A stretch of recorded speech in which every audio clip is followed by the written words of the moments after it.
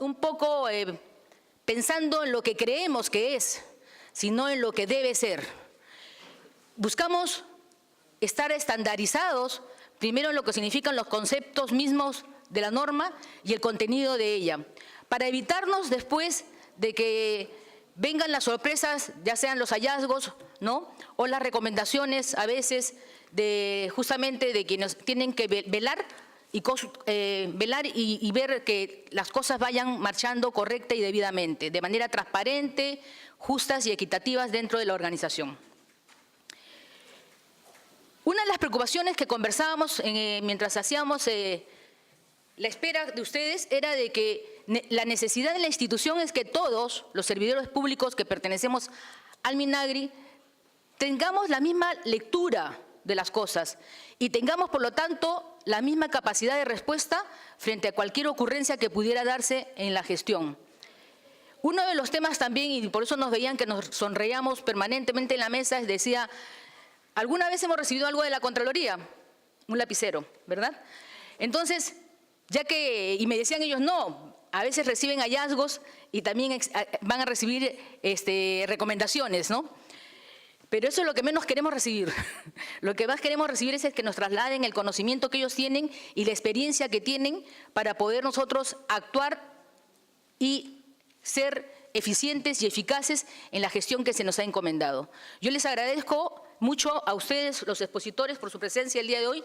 Les agradezco a ustedes porque siento que su presencia obedece a que tienen un interés por el tema, ¿no? Así es que le vamos a dar la palabra al ingeniero Jaime Rodríguez para que se dé por iniciada esta conferencia. Muchas gracias. Bueno, buenas tardes, estimada concurrencias, señoras, señores del Ministerio de Agricultura. En verdad, como decía la doctora Aura, esta actividad inicialmente fue una iniciativa, un pedido de la Procuraduría, ¿no? Y bueno, simultáneamente o casi a los 2 días nos llegó el mismo pedido de parte también de la Oficina de Recursos Humanos y bueno, decidimos nosotros, para optimizar el tiempo, hacerlo mejor en un solo evento, de tal manera que confluyera la mayor cantidad de personas, la mayor cantidad de servidores, funcionarios de ustedes, para que lo que tengamos que decir sea compartido con una mayor cantidad de personas, ¿no? Y como decía también correctamente la doctora Aura, la idea es, en primer lugar, tratar de estandarizar nuestros fundamentos, nuestras ideas, nuestros conceptos sobre el tema del control interno. Bien, con respecto a esta temática y como todo o casi todo en el Estado, de alguna manera siempre tiene una base legal. Bueno, en lo que se refiere al tema del control interno, hay una suerte también de historia en lo que ha venido siendo la evolución de la normativa, tanto a nivel nacional, ¿no?, como a nivel internacional. Entonces, ahí tenemos una suerte, digamos, de historia de las normas que han venido apareciendo, de las cuales, dado, digamos, el tiempo que tenemos y dado el objetivo de esta reunión, que es simplemente sensibilizar entre nosotros la idea y la necesidad del control interno, básicamente en esta oportunidad nos vamos a abocar a hacer un comentario de la ley 27785, que es la ley orgánica o la ley orgánica del Sistema Nacional de Control y de la Contraloría General de la República, donde están los fundamentos de lo que viene a ser el control interno. Esta ley, que fue dada en el 2002, en base a ella, después ya en el año 2006, se emite por parte del Congreso la ley del control interno. Si bien es cierto, es una ley y lógicamente aprobada por el Congreso, pero esa ley lógicamente fue a propuesta de la Contraloría General. Y a partir de esta norma legal, que es la ley de 28716, la ley de control interno, ya la Contraloría ha legislado, ha emitido básicamente un par de normas. Una de ellas es la norma de control interno, que fueron aprobadas por la resolución de Contraloría 320, a ver, ya me pasé con esto, 320 del año 2006, esta de acá, y posteriormente sale una nueva resolución, que es la 458 del año 2008, que constituye una guía de implementación del control interno, ¿no? Entonces, básicamente, esto es la normativa principal. Bien, entonces, como les mencionaba, en la ley 27785, que es la ley orgánica del Sistema Nacional de Control, están ahí contenidos los fundamentos de lo que vendría a ser el control interno. Y la siguiente ley, que es la ley de control interno, no es más que un desarrollo de estos conceptos que están señalados acá, ¿no? Bien, entonces, de ese punto de vista, vamos entonces a empezar haciendo una presentación de cuál es el objeto, o sea, qué cosa es lo que se persigue con la emisión de esta norma legal, o sea, la ley del control interno. Bueno, en primer lugar, la finalidad o el objetivo de esta ley, uno de ellos, es establecer normas que contribuyan, que diseñen, que especifiquen cómo es que se debe elaborar el control interno, cómo las entidades deben elaborar sus normas de control interno, cómo estas deben ser aprobadas, cómo deben implantarse, cómo deben funcionar y, lo que es importante, cómo es que estas deben mejorarse en el transcurrir del tiempo y a la luz de la experiencia, ¿no? Ese es uno de los objetivos. El otro, fortalecer los sistemas administrativos, los cuales ustedes ya conocen, ¿no? Que básicamente están pues a través de las oficinas generales de administración, que es a través de las cuales se gerencia, se distribuye racionalmente los recursos. Y bien, de lo que se trata es de que esta ley de alguna manera coadyuve a fortalecer esos sistemas administrativos a través del control. Y nosotros, como Sistema Nacional de Control, establecemos de que este control, dependiendo del momento en que se da, puede ser previo, puede ser simultáneo y puede ser posterior, ¿no? Dependiendo del momento en que se estipula o que se llevan a la práctica estos controles, pueden ser así, previo, simultáneo o posterior. O por otro lado, aunque no es materia de este momento, pero dependiendo también de quién lo haga, de quién haga el control, puede ser interno o externo, ¿no? Que en algún momento también podríamos conversarlo. Y finalmente también el objeto de esta ley es coadyuvar, ¿no? Colaborar con las entidades a efectos de evitar prácticas indebidas, temas de corrupción, que lamentablemente cada vez se ponen más de moda, y de esa manera, pues, si nosotros en nuestras entidades tenemos prácticas adecuadas, tenemos prácticas, sanas del control de nuestros recursos financieros, de nuestros recursos humanos, de nuestros bienes, etcétera, estaremos de alguna manera, pues, colaborando con los fines, los objetivos y las metas institucionales.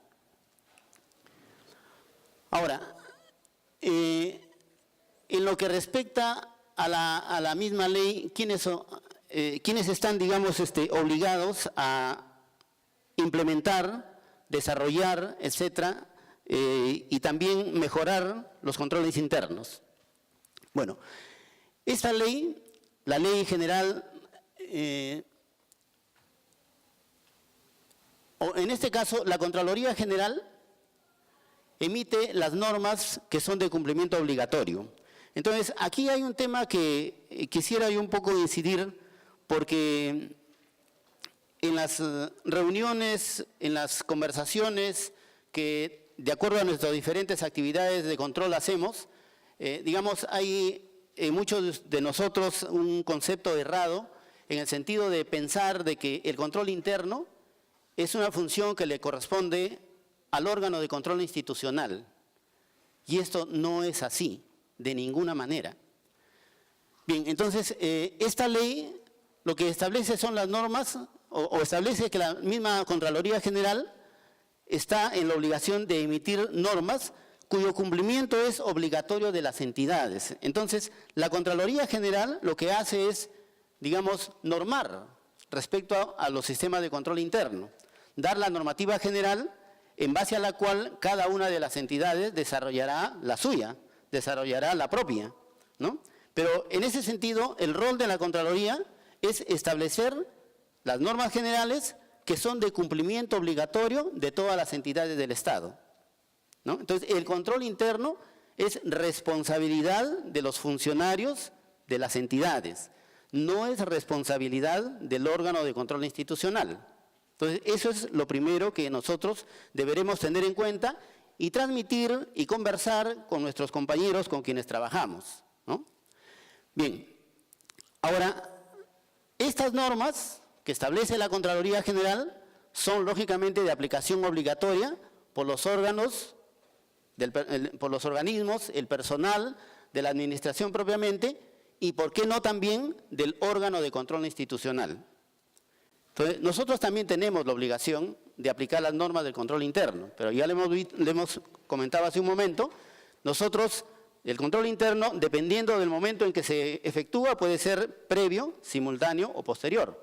Y dependiendo de quién lo hace, qué entidad o qué dependencia lo hace, puede ser interno o externo. Entonces, el control interno también forma parte, o es una de las obligaciones también del órgano de control institucional, pero no el único, y de acuerdo a nuestras competencias, que en todo caso más adelante también lo vamos a conversar.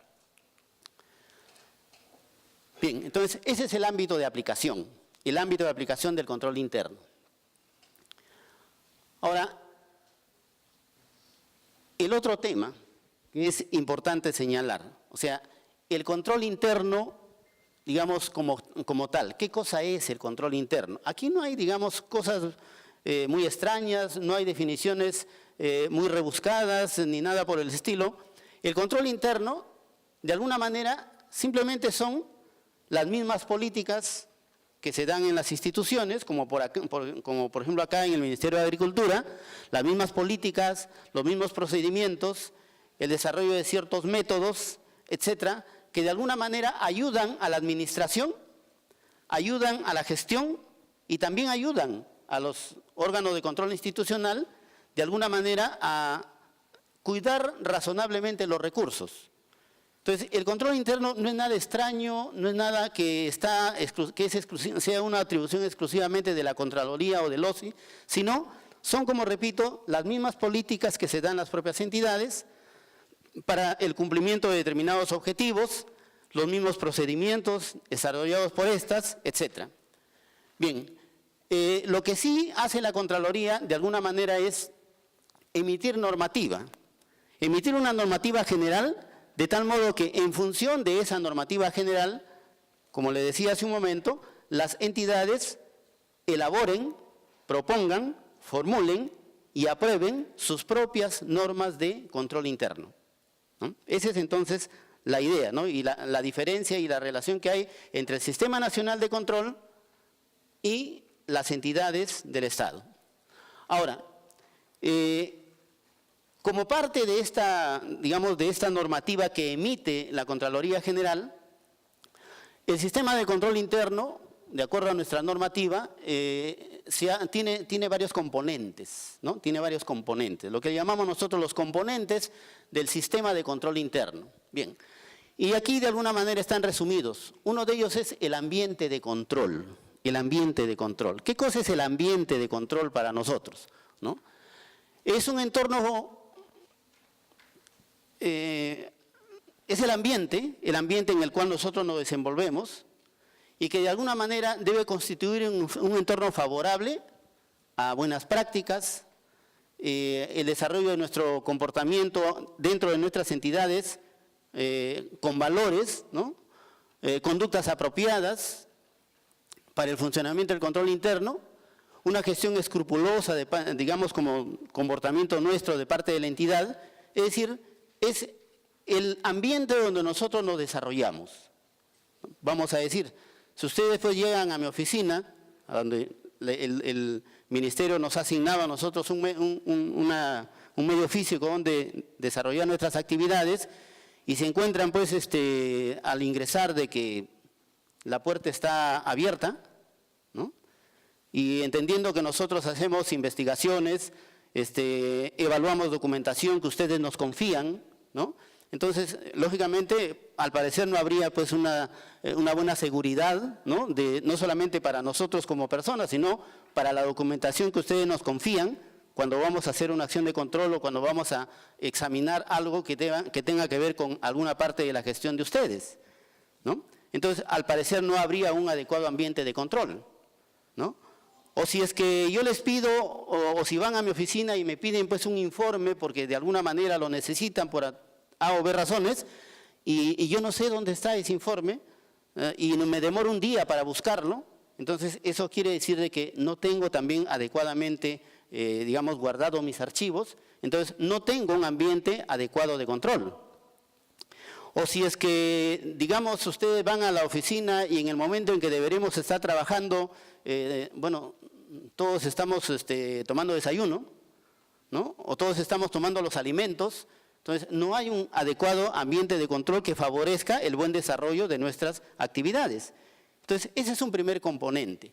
Y bueno, como yo muchas veces, cuando converso con ustedes o algunos de ustedes o con mis compañeros de la Contraloría, suelo decir, a las entidades lo hacemos las personas principalmente, porque el titular de la entidad, el señor ministro y la alta dirección o las autoridades se pueden pues preocupar de emitir normas adecuadas, de instruir o tratar de instruir a los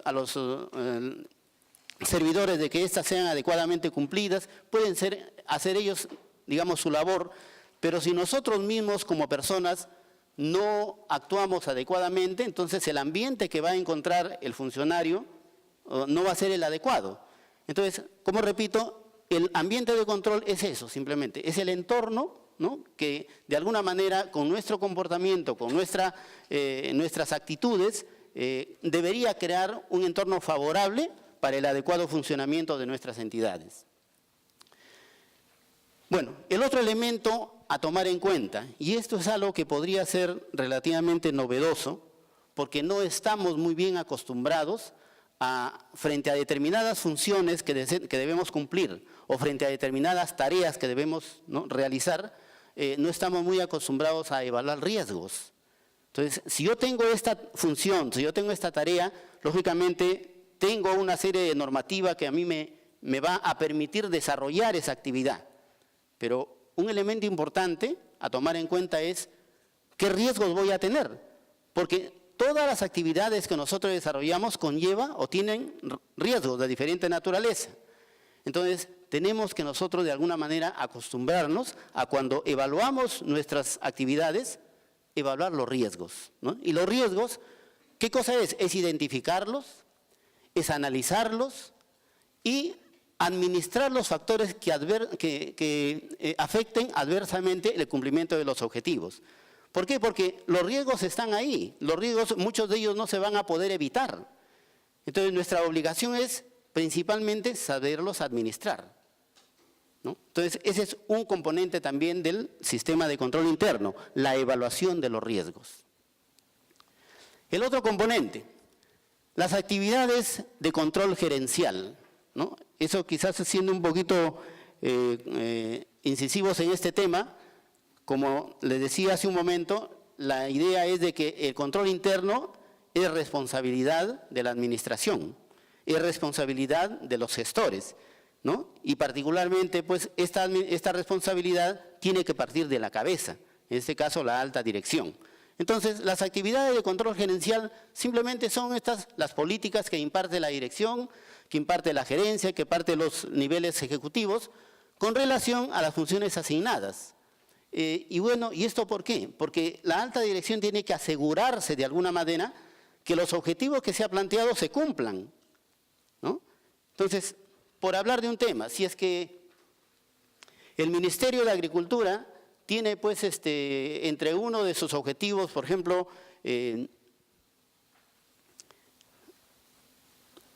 invertir o llevar adelante este programa Mi Riego.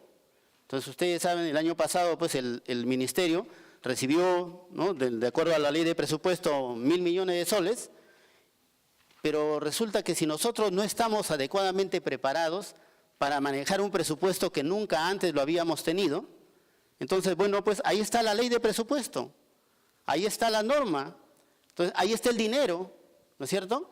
Pero si a partir de la alta dirección no se ha, digamos, establecido mecanismos adecuados para para el adecuado también manejo de estos recursos, entonces corremos el riesgo de que estos no cumplan el objetivo.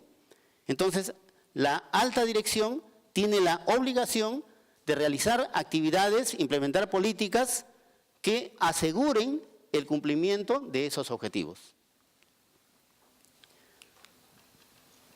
El otro componente, las actividades de prevención y monitoreo, ¿no? Actividades de prevención y monitoreo. Bueno, yo creo que en estos temas no creo que estemos hablando de algo novedoso. Quienes trabajan pues en el Ministerio de Agricultura, en las diferentes dependencias de bueno, desarrollan acciones de monitoreo en muchos casos, desarrollan acciones de prevención. Y la idea es la misma. Son estas actividades de prevención y monitoreo como acciones adoptadas a fin de que se asegure la idoneidad y calidad para conseguir los objetivos del control interno. Es decir, si es que yo tengo que desarrollar determinadas actividades, estaba poniendo como ejemplo hace un momento, digamos, las inversiones que se deben realizar para ejecutar estos proyectos del programa Mi Riego. Bueno, entonces, lógicamente hay una serie de normativa que lo ha dado, que se da a nivel del gobierno central. Hay alguna normativa, digamos, de menor rango, pero que de manera operativa sirve para que el ministerio trabaje en la inversión de estos fondos. Entonces, es posible hacer también, formular actividades de prevención por un lado y actividades de monitoreo, que bueno, que como nosotros sabemos el monitoreo de alguna manera son pues actividades repetitivas y periódicas que llevan pues a la verificación de determinados hechos que nosotros nos hemos propuesto como metas, ¿no? Entonces, esto es posible también hacerlo. Entonces, como verán, no estamos hablando de algo etéreo, de algo que es, digamos, que está fuera de nuestras actividades, sino simplemente eso que hacemos todos los días, compartirlo con los demás compañeros de trabajo y de alguna manera ir interiorizando entre nosotros de que estos temas del control interno son parte de nuestra responsabilidad, de todos nosotros. Ahora, el otro tema, el otro componente del control interno, estos deben referirse al adecuado registro de la información. La información que maneja una entidad tiene que estar adecuadamente registrada, tiene que estar adecuadamente procesada. Y el procesamiento de la información básicamente lo hacen ustedes, lo hacen los servidores. Y si se trata de utilizar, por ejemplo, en este caso elementos pues, informáticos, elementos digamos, automatizados, entonces tendremos la esencial ayuda de la Oficina de Tecnologías de Información. Ahora creo que es oficina, ¿no? Unidad o oficina. Oficina, ¿no? La Oficina de Tecnología de Información, que es nuestro soporte por excelencia, ¿no? Con la finalidad de que ellos nos ayuden a procesar nuestra información. Ahora, un tema importante en lo que es los sistemas de información, de que estos estén integrados, ¿no?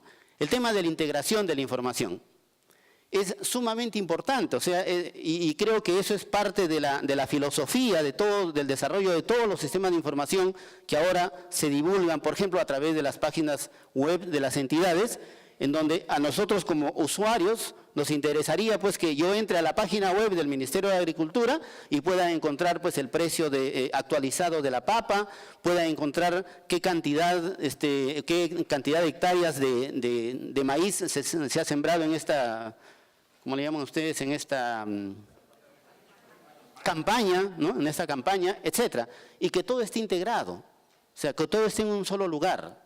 Entonces, los temas de integración, de alguna manera, los amigos que se dedican al tema de desarrollo de sistemas, creo que lo pueden explicar con más certeza y con más profundidad que yo mismo, ¿no? Ahora, el tema de la divulgación de la información, ¿no? Entonces, es importante de que cada uno de nosotros estamos pues trabajando en nuestras dependencias, cada uno dedicados a una función determinada, lógico. Pero yo como que trabajo en el órgano de control institucional, sí me gustaría saber qué cosa hace la unidad de personal, qué cosa hace la Dirección de Asuntos Ambientales Agrarios, qué cosa hace ahora la nueva Dirección de Políticas Agrarias, etcétera, ¿no? Entonces, el tema de la divulgación de la información es importante. ¿Por qué?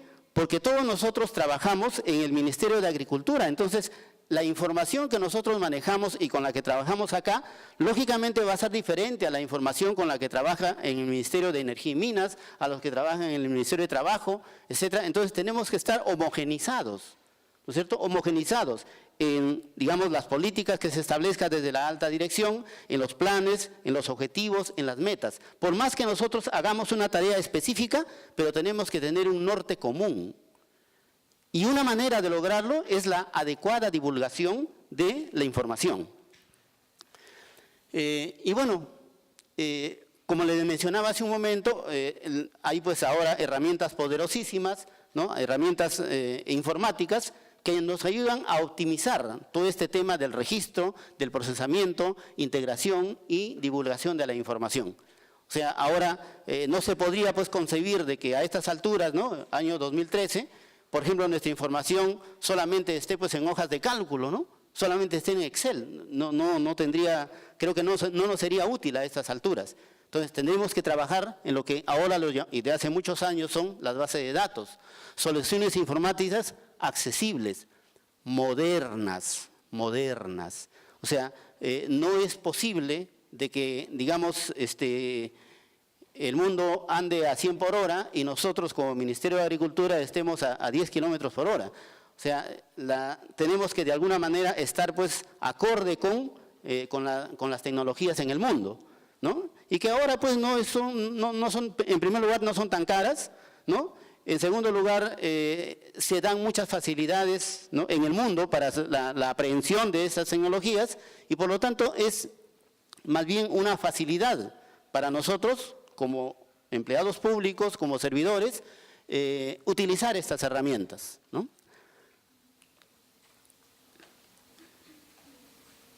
Y por último tenemos estos dos elementos o estos dos componentes más, el seguimiento de los resultados.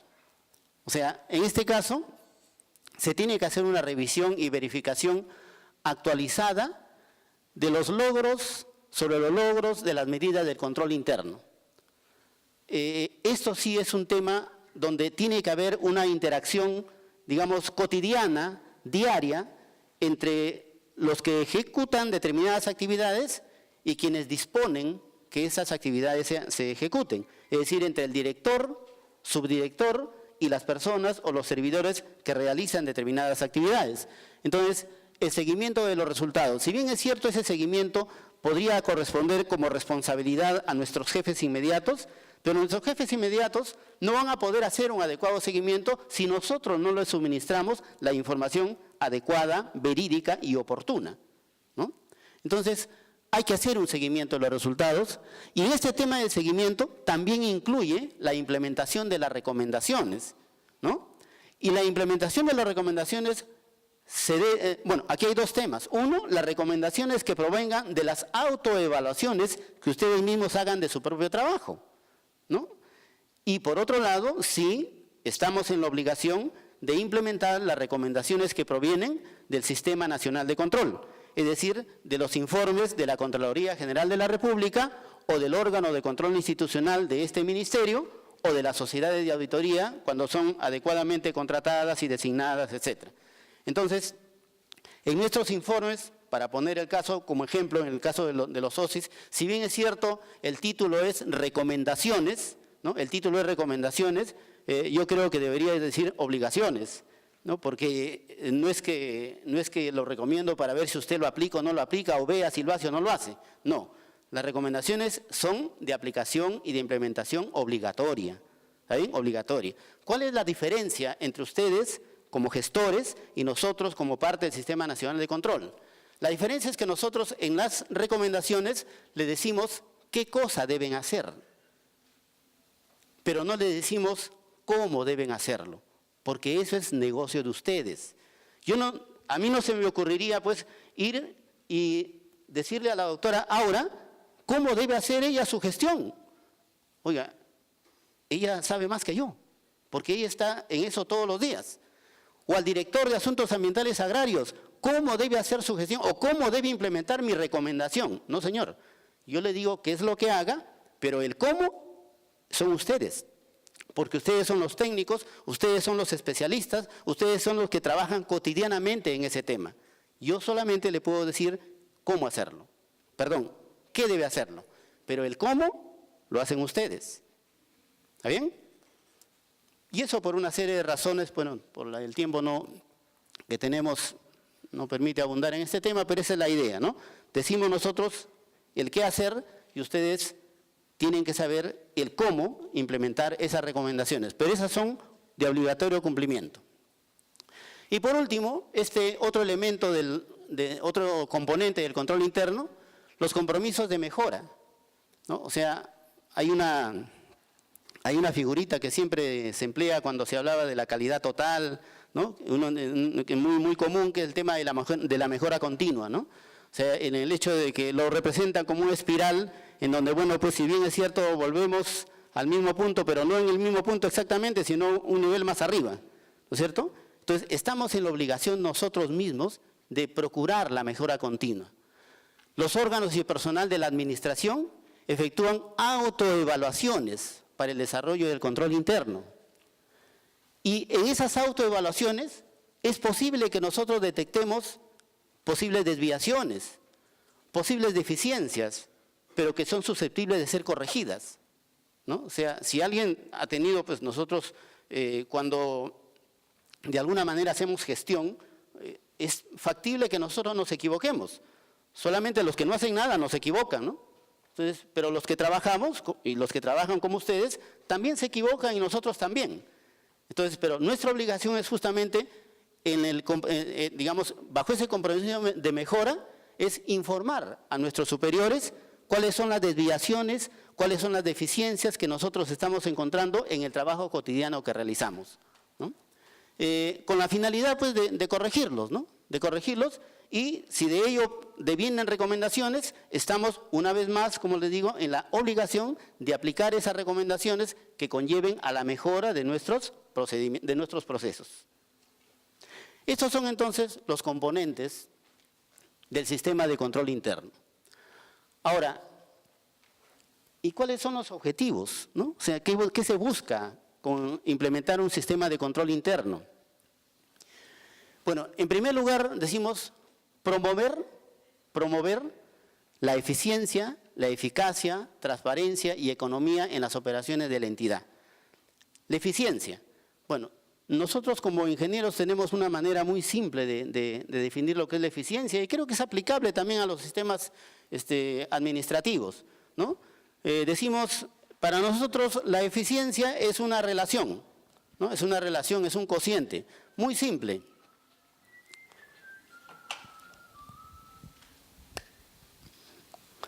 Si yo tengo acá una serie de procesos que voy a realizar, para que estos procesos se desarrollen, lógicamente debo tener recursos que van a ingresar, ¿no es cierto? Entonces, tengo un input, ¿no? Esta información o estos recursos que van a ingresar son procesados y luego, lógicamente, obtengo un resultado, ¿no?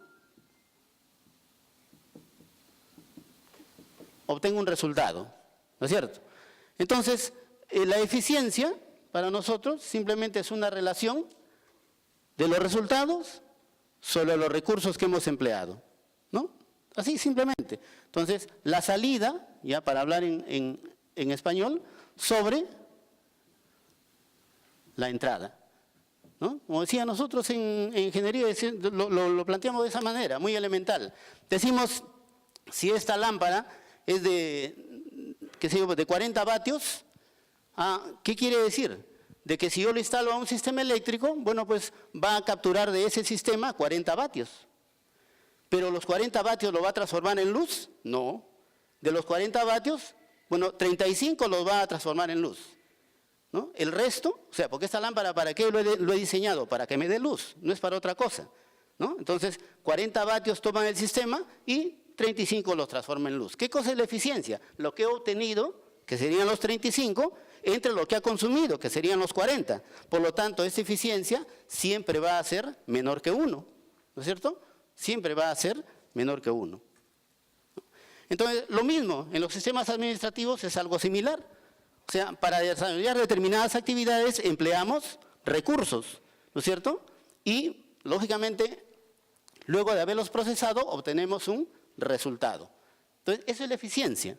La eficacia, conseguir el objetivo. O sea, el objetivo es para nosotros que se desarrolle esta charla. Ya se consiguió, somos eficaces, lo hemos conseguido, ¿no es cierto? Entonces, ahora, la eficiencia es, claro, conseguir esa meta, conseguir ese objetivo, pero con el menor costo posible, ¿no es cierto? Entonces, tienen relación. Transparencia, bueno, tiene que conocer todos los movimientos y todo el uso, digamos, de los recursos que nosotros hacemos como entidades públicas, ¿no? Lógicamente, ¿por qué? Porque nosotros no estamos utilizando nuestros recursos, son los recursos de todos los peruanos, ¿no? Entonces, tiene que haber transparencia. Y bueno, el tema de la economía, bueno, claro, es comprar al menor precio posible, pero eso tiene que ver también pues con la calidad, ¿no? Está bien, o sea, voy a comprar estos plumones, ¿no? O sea, está bien, voy a buscar en el mercado que sean los más baratos posibles, pero no voy a hacer pues uno que apenas lo agarre y se me quiebre, ¿no es cierto? Entonces tengo que optimizar, la economía es comprar al precio más barato, pero con la mejor calidad posible, ¿no? Y yo creo que aquí, como una vez más le repito, no estoy hablando nada de extraño. Eso seguramente que lo hacen los señores de logística, ¿no? Todos los días. Seguramente que siempre andan buscando en el mercado lo más barato, pero a la vez que cumpla con adecuados niveles de calidad, ¿no? Seguramente que siempre lo hacen, ¿no es cierto? ¿Qué más? Cuidar los recursos del Estado, bueno, contra pérdidas, deterioros, uso indebido, actos ilegales y, bueno, contra hechos irregulares. Y lo otro es, digamos, el tema del cumplimiento de la normativa de la entidad. Ahora, con respecto a este tema, cumplimiento de la normativa de la entidad, muchas veces a los órganos del Sistema Nacional de Control nos dicen, bueno, tú vienes a examinarme, pero eres muy legalista, te pegas mucho a la norma. Es verdad, no lo niego, eso es así. Pero para facilitarnos la vida, lo que yo le digo al ministro, viceministro con quienes conversemos, si tú quieres que yo sea menos legalista, entonces tu propia norma tiene que darte las facilidades del caso. Si tu norma es muy complicada, yo no puedo inventar una norma que te sea más simple. Si es que para ingresar acá al Ministerio de Agricultura y trabajar en el área de recursos humanos, tienes que cumplir 20 requisitos, esa norma no lo he dado yo, esa norma lo ha dado la doctora Aura. ¿Quién soy yo para venir y decirle, no, sabes, de tus 20 requisitos, solamente debes exigir 10? No soy quien. Entonces, esa es su norma, yo me atengo a eso, entonces, si yo quiero, o si la entidad, perdón, no yo, sino si la entidad desea de que seamos más simples, entonces ustedes mismos tienen que darse normas más simples, ¿no? Porque es otro tema que hay que tener en claro. Muchas veces se dice, ¿y qué hace la Contraloría? Ha ocurrido tal cosa, ¿y qué hace la Contraloría? ¿No? En este tema, una de las cosas que se escuchan, uno de los temas que se escuchan en la prensa, bueno, por decirlo de alguna manera, la prensa que divulga las noticias que tienen que ver con temas del Estado, siempre pues están, digamos, difundiendo, ¿no?, esta idea de que somos muy legalistas o de que los funcionarios no pueden hacer nada porque si no viene la Contraloría y les cae encima. Bueno, con el tema de la legalidad y con el tema de la normativa, como ustedes podrán comprender con facilidad, la Contraloría no establece normas sobre el sector agricultura. La Contraloría no establece normas sobre el sector energía y minas. no establece las normas de las municipalidades, de los gobiernos regionales, etcétera, etcétera, etcétera. O sea, las normas del sector agricultura lo establece el sector agricultura. Y cuando nosotros hacemos una verificación, ¿no?, del cumplimiento de sus metas, de sus objetivos, etcétera, lo hacemos contraponiéndolos o comparándolos con las propias normativas que el mismo sector se ha dado, ¿no? Entonces, parte de la evaluación del sistema de control interno es la verificación de que se cumpla la normativa aplicable a la entidad. Y la normativa aplicable a la entidad lo da la entidad, no lo da el OSI, no lo da la Contraloría, ¿no? Entonces, eso es parte también del sistema o de los objetivos del sistema de control interno. El tema de ¿para qué se debe implantar? ¿Para qué se debe implantar un sistema de control interno también, además? Para garantizar la confiabilidad y oportunidad de la información, para fomentar las prácticas de valores institucionales, ¿no?, promover el cumplimiento de los funcionarios y servidores de rendir cuentas, ¿no?, por los fondos y bienes públicos que manejamos, ¿no? O sea, por eso yo muchas veces cuando converso con algunos de ustedes, les digo, hagan de cuenta de que este ministerio es su empresa. Hagan de cuenta de eso, que esta es su empresa. Entonces, si yo tendría mi empresa y yo contrato a la señora como auditora para que me haga una auditoría en mi empresa de la cual yo soy dueño, y yo me doy cuenta de que el gerente, el funcionario, el empleado, no le da la información que la auditoría le está solicitando, oye, está poniendo en riesgo mi inversión. Porque yo a esta auditoría yo le estoy pagando. Y le estoy pagando para que me dé un resultado. Para que terminado su trabajo, terminado su evaluación, me diga cuáles son mis deficiencias, cuáles son mis puntos débiles, en qué puedo mejorar. Por eso he pagado yo una auditoría, ¿no? Entonces, si hay alguien que no le da la información completa y oportuna, oye, está haciendo contra mis intereses económicos como dueño de esta empresa, ¿no es cierto? Ya. Entonces, yo les pido que tomen a este ministerio como si fuese su empresa, ¿no? Como si fuese su empresa. Entonces, así van a cuidar sus intereses.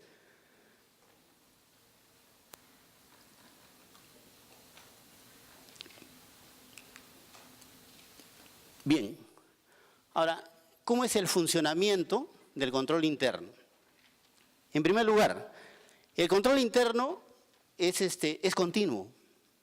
Se da todos los días, todas las horas, todas las semanas y todos los meses y todos los años y por los siglos de los siglos. El control interno es continuo y tiene que ser también dinámico. O sea, no nos podemos quedar, digamos, con una metodología que de repente, si no lo hemos evaluado adecuadamente, se quedó en las calendas griegas y ya no nos sirve, ¿no? Tiene que ser entonces también dinámico y alcanzar la totalidad de la organización. O sea, no podemos decir que el control interno, hay un buen control interno en la parte administrativa, pero si nos vamos a las gerencias de línea, direcciones de línea, de repente estamos ahí fallando. No, pues, por último, hablando de la administración y de las direcciones de línea, yo particularmente tengo una idea personal. La administración o a una entidad, digamos, y su administración, hay que verlo como un partido de fútbol. En el partido de fútbol está el equipo A, el equipo B y está el árbitro. Yo creo que mientras como espectadores veamos que el árbitro toma el menor protagonismo posible, entonces ese partido hay la mediana seguridad de que ha sido bueno. Pero si el árbitro se quiere robar, digamos, el espectáculo, entonces hay el riesgo de que ese no sea justamente un buen espectáculo. Entonces, en las entidades, la administración es así. La administración, la parte administrativa es justamente para apoyar a lo que son las gerencias o direcciones de línea. Porque al final, nosotros, el servicio que damos a la sociedad es a través de la Dirección General de Asuntos Ambientales Agrarios, a través de la Dirección de Políticas Agrarias, y discúlpenme porque ya cambió ahora el ROF, entonces a través de esas direcciones de línea, ¿no es cierto? Principalmente a través de esas direcciones de línea es que nosotros damos el servicio a la sociedad. Y la parte administrativa tiene que servir como un buen soporte, Bien, entonces, tiene que ser continuo, tiene que ser dinámico, alcanza la totalidad de la organización. Ahora, bueno, esto es, digamos, un poquito repetitivo. El control interno, ya les decía hace un momento, puede ser previo, puede ser simultáneo o puede ser posterior, de acuerdo al momento en que se realiza. Sus resultados son revisados y analizados para garantizar agilidad, confiabilidad, actualización y mejora del control interno. Y corresponde al titular, ¿no? Para hablar con nombre y apellido, en esta entidad corresponde al ministro. ¿Está bien? Al ministro. La supervisión del control interno, bueno, la norma así lo dice, es bajo responsabilidad. Es bajo responsabilidad, ¿no? Esta es una ley. O sea, no es una resolución de la Contraloría, es una ley dada por el Congreso. Entonces, el titular es el responsable de la supervisión de la marcha y del control interno.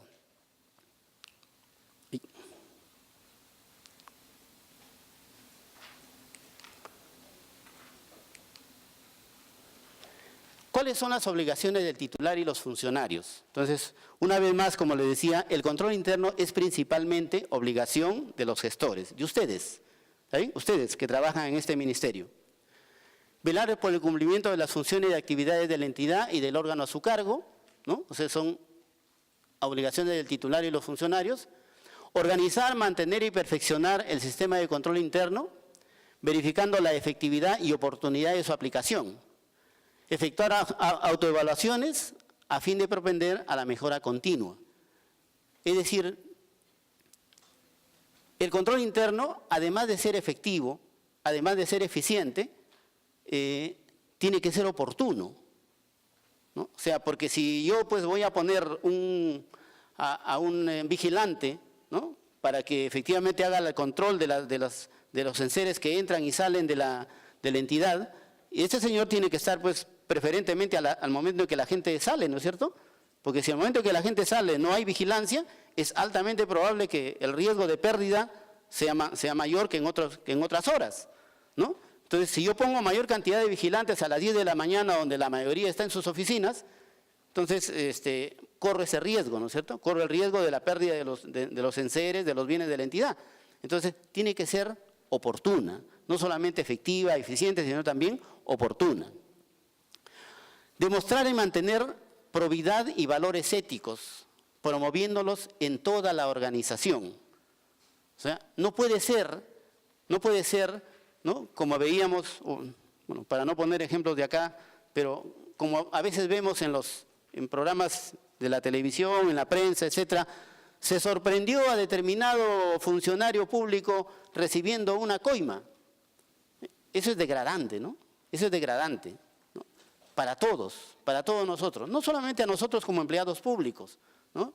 Que creo que a lo largo de las últimas décadas, creo que más o menos estamos recuperando cierta credibilidad en la población, ¿no? Yo diría más o menos, pero tenemos todavía un cierto desprestigio, ¿no? Pero en este caso, las obligaciones, dentro de las obligaciones, demostrar, mantener la probidad y valores éticos, ¿no? Y no solamente mantenerlos nosotros como tales, como funcionarios, sino, como dice la norma, promoviéndolos en toda la organización. ¿Qué más? También son obligaciones del titular y de los funcionarios. Documentar y divulgar las políticas, normas, procedimientos referidos, entre otros aspectos, a lo siguiente.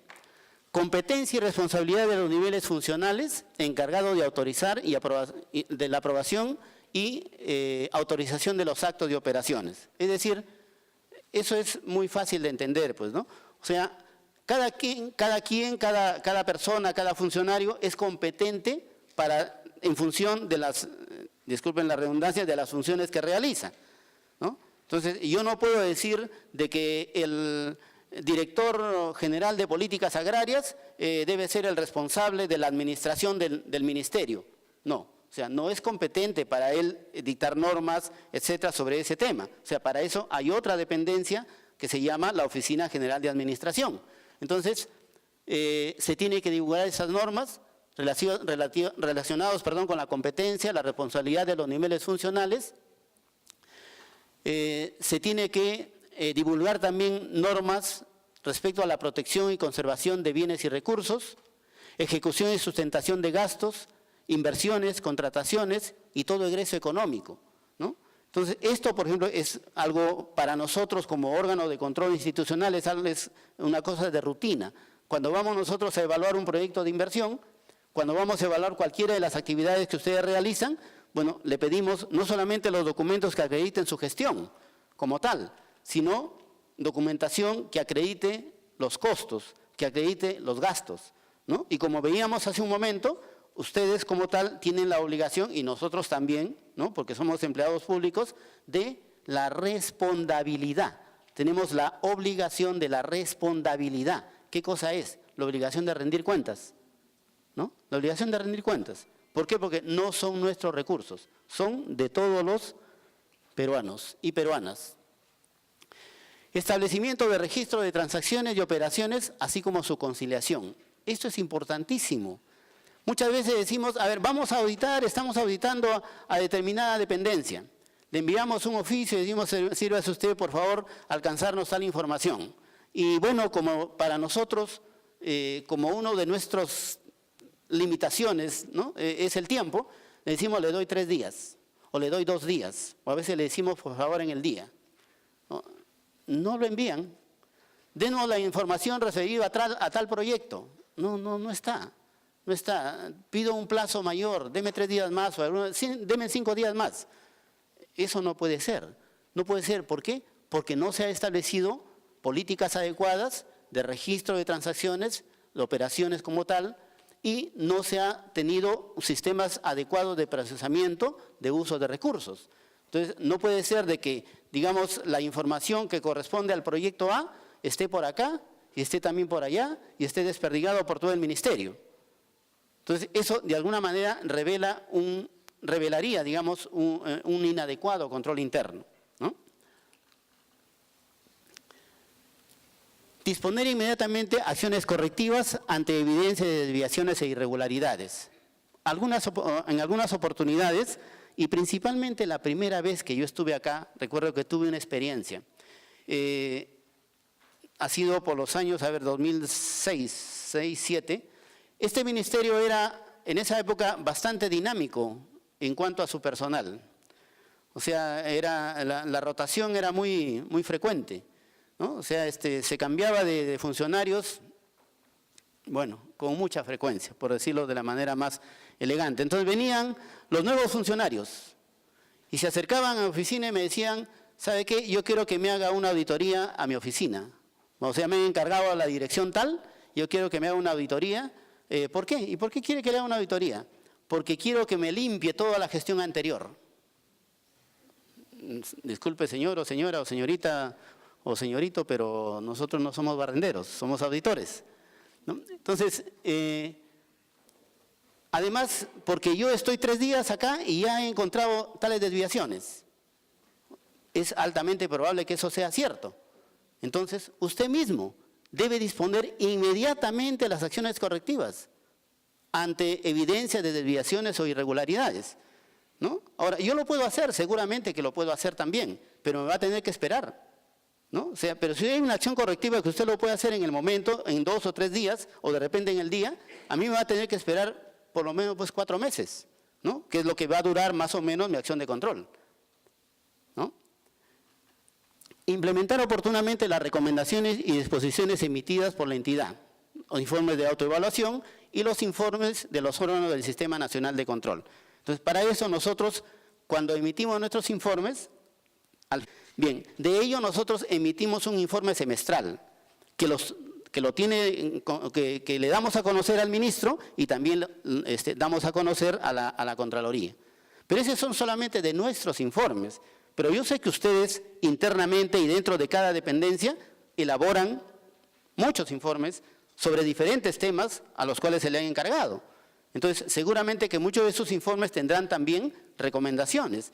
Esas ustedes como tal también tienen la obligación de implementarlas, porque se supone que una recomendación es para coadyuvar a la mejora de la gestión, ¿no? Entonces, lo otro, emitir las normas específicas de acuerdo a la naturaleza, estructura y funciones para la aplicación del control interno, dotándolos de recursos.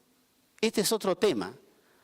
Sobre todo cuando se ve, bueno, ahora no estoy, digamos, muy al tanto, pero cuando recién en los primeros años, cuando se daba la transferencia de funciones desde los organismos centrales, llámese, bueno, Ministerio de Agricultura, para no hablar de otro, hacia las regiones. Entonces, le transferían la función, pero no le transferían la plata, ¿no? O si no, pues también, muy bien, tú tienes ahora, en esa oficina tienes A, B, C, D, E, tienes 20 responsabilidades. ¿Sabes qué? Hay una norma y ahora tienes la responsabilidad 21, la 22 y la 23. ¿Ya? Muy bien. Pero hay que trabajar con la misma plata porque no hay más, ¿no? Bueno, yo les ponía hace un rato un ejemplo del famoso programa Mi Riego, ¿no? El programa Mi Riego es una obligación que alcanzó el ministerio, ¿no es cierto? Le dieron al Ministerio de Agricultura llevar adelante y gestionar, etcétera, este programa Mi Riego. Bueno, se ha dado los recursos adecuados como para que este programa se lleve, digamos, exitosamente, ¿no? Porque al final de lo que me interesa es de que ese dinero se invierta en esos proyectos, ¿no? No estoy emitiendo una opinión, simplemente estoy planteándolo de manera general para que se vea de que no solamente se trata de asignarle mayores responsabilidades, sino también estos son los recursos adicionales con los que cuentas para tu nueva responsabilidad, ¿no? Emitir normas específicas de acuerdo a la naturaleza, estructura y funciones para la aplicación, como decía, dotándolo de estos recursos y para un apoyo eficaz de su funcionamiento. Bueno, a veces se ha dado el caso de que nosotros visitábamos a la Dirección Regional de Agricultura de, no sé, pues de La Libertad, ya, para hablar de mi tierra. Resulta que vamos ahí, efectivamente, hay un ingeniero agrónomo que está a cargo, ¿no? Y también le han puesto una persona para que le ayude en sus labores de secretaría y tiene en su ámbito todo el Departamento de La Libertad. Muy bien, y para movilizarse, no tiene carro, pues. Tiene que ir, no sé, comprarse su pasaje y ir de Trujillo al interior de La Libertad. Entonces, eso se ha dado, ¿no? Entonces le ponen al director, al secretario o secretaria para que le ayude en algo y por si acaso un perrito que le ladre, pues y lo despierte, ¿no? Porque no hay recursos. Entonces, eso no es trabajar técnicamente, ¿no? Entonces, eso es parte también del control interno. Bueno, aquí hay un tema de responsabilidad que dice que la inobservancia de esta ley genera responsabilidad administrativa funcional, ¿no? La actuación del OSI y del MINAGRI, y de cualquier OSI, por último, ¿no? ¿Qué cosa es lo que nosotros hacemos respecto al tema del control interno? Efectuamos control preventivo sin carácter vinculante, ¿no? Este es un tema importante. Nosotros, por ejemplo, participamos como veedores en los procesos que realiza el ministerio. Se va a comprar, qué sé yo, pues sillas, se va a comprar escritorios, etcétera, y nosotros asistimos como veedores. Si es que nosotros en nuestra participación como veedores nos enteráramos o digamos detectamos algún riesgo, estamos en la obligación de comunicar al titular de la entidad de que hay este riesgo. Pero esto no tiene carácter vinculante, eso es lo que dice la norma, ¿no? ¿Por qué? Porque además hay algo que nosotros debemos cuidar. Si bien es cierto, nosotros tenemos la obligación del control preventivo sin carácter vinculante, la finalidad ¿cuál es? Es optimizar la supervisión. Oiga, ¿sabes qué? En ese proceso me he dado cuenta de que en tus bases decía de que los postores tienen que cumplir con los requisitos 1, 2 y 3 y resulta de que este señor solamente tiene 1 y 2, no tiene el requisito 3. Entonces, yo te comunico para que no vayas a tener problemas a futuro. Entonces, es un riesgo, es un riesgo. Pero yo en ese momento no tengo pues todo el bagaje de la información como para poder, digamos, profundizar mi análisis. Entonces, yo le digo de que esta opinión, que no es vinculante, no genera prejuzgamiento u opinión que compromete el ejercicio del control posterior. Es decir, a nosotros como OSI, lo que nosotros podríamos comunicarle al gestor en ese momento como riesgo, no nos inhibe ¿no? No nos prohíbe de emitir una opinión como control posterior. Es decir, nada me prohíbe que yo después pueda auditar ese mismo proceso en el que yo estuve como veedor, ¿no? Eso por un lado. De otro lado, también podemos actuar de oficio ante indicios razonables de ilegalidad, omisión, incumplimiento, siempre informando al titular para que adopte las medidas respectivas. O sea, todo lo que nosotros hacemos, absolutamente todo, lo sabe el ministro. Todo, absolutamente. Nosotros hacemos auditorías, nuestro informe lo enviamos a la Contraloría, es verdad, pero primero y en primer lugar al ministro. Hacemos alguna actividad de control, hacemos cualquier tipo, digamos, de actividad, el ministro es quien primero conoce de nuestras actividades. Verificamos el cumplimiento de disposiciones legales y normativa interna aplicables a la entidad por parte de las unidades orgánicas y personal de esta. Bueno, en este caso, la verificación del cumplimiento de disposiciones legales, todos los años, por lo menos en parte de los socios, está ya contemplado cuando nosotros hacemos o elaboramos nuestro plan anual de control. En nuestro plan anual de control, además de hacer las auditorías o acciones de control, como le llamamos, también hacemos actividades de control, que se refieren en parte a la verificación, como dice acá, del cumplimiento de determinadas disposiciones legales, ¿no? Por ejemplo, el tema esto de las medidas de austeridad, que todos los años, ¿no? Año a año se aprueban en la ley de presupuesto y nosotros hacemos una verificación del cumplimiento de esas medidas de austeridad. Por ejemplo, nos dicen, ¿saben qué? Los funcionarios, y partiendo del ministro, no deben viajar en vuelos que no sean pues los más bajos, no recuerdo el nombre que tienen, pero tienen un nombre. Económica. Entonces, tenemos que hacer esa verificación. Tenemos que hacer esa verificación. Ahora, yo sé que esas normas no lo da el Ministerio de Agricultura. Esas normas vienen del Ministerio de Economía y Finanzas, ¿no? Pero, como entenderán, si no lo da el Ministerio de Agricultura, menos lo va a dar la Contraloría. Entonces, nosotros lo único que hacemos simplemente es ir y verificamos. Pero también la verificación y, digamos, y la opinión nuestra tiene que partir también, digamos, de hechos reales. Bueno, es verdad, pues muchas veces nos dicen, sí, pues el señor sí tuvo que viajar en un pasaje económico, pero cuando estuvimos allá ya no encontramos un pasaje económico. Para el regreso se tuvo que regresar en pasaje, ¿no? ¿Cómo se llama? VIP, creo le llaman, ejecutivo. Bueno, si uno verifica que esas han sido las condiciones y que no había otra posibilidad, lógicamente a mí me interesa que el ministro esté acá, pues tiene que cumplir sus funciones, por unos soles más yo no puedo, digamos, plantear de que esto es pues una falta grave. En todo caso, de ser así, lo informaremos de esa manera, pero por lo general en la administración nos demuestran de que esto no ha sido posible, ¿no? De que no ha sido posible ir y venir con pasaje económico, porque de ida sí, pero de vuelta no, por X y Z razones. Entonces lo informaremos, ¿no? Entonces tenemos que ser lo suficientemente flexibles. Ya. ¿Y cuál es la competencia normativa de la CGR? En términos de control interno, la CGR simplemente dicta la normativa técnica que orienta la implantación del funcionamiento del control interno. Nada más, ¿ahí? Nada más. Bueno, establece los lineamientos, los criterios, los métodos, etcétera. Y a partir de dicho marco normativo, los titulares están en la obligación de emitir las normas específicas, ¿no? Entonces, la Contraloría simplemente emite las normas de carácter general, ¿no? Y por último, digamos, una información que ustedes deben tener en cuenta. La Contraloría General, cuando informa anualmente al Congreso, también dentro de su informe incorpora un informe respecto a la entidad sobre el control interno. Remite un informe sobre las acciones recomendadas e implementadas al respecto a la Comisión de Fiscalización y Contraloría del Congreso de la República.